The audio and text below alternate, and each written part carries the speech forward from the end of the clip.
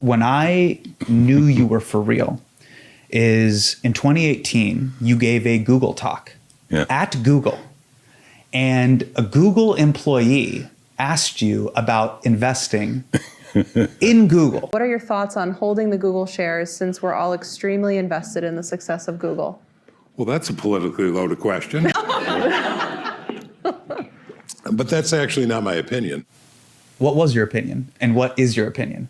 So my opinion, I can't remember exactly how I said it, but what I said to those people, and it's still my opinion today, is that you never want to hold a large portion of your wealth in any one company. And Google's a great company, and it's still doing great today as far as I know. But all companies have a life cycle. And at some point, Google, as all companies do, will fade. It might happen sooner or later. But my classic example of that is Sears.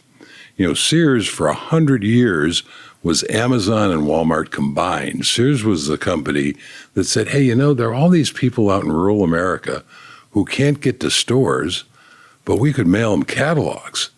And then they could send us back orders and we could just mail the stuff to them, right?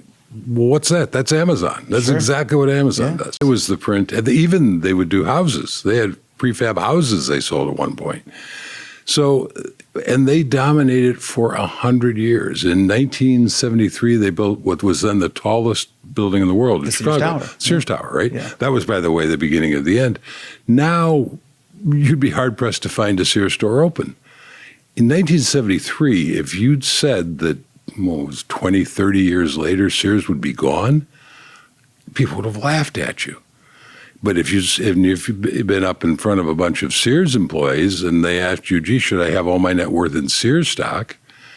You'd have been pretty controversial saying, no, that's probably not a great idea. When I watched that clip, I was like, bootleg John Goodman is either a genius or he's the most genuinely sincere person on planet Earth, and I got to go all in. So I bought the book.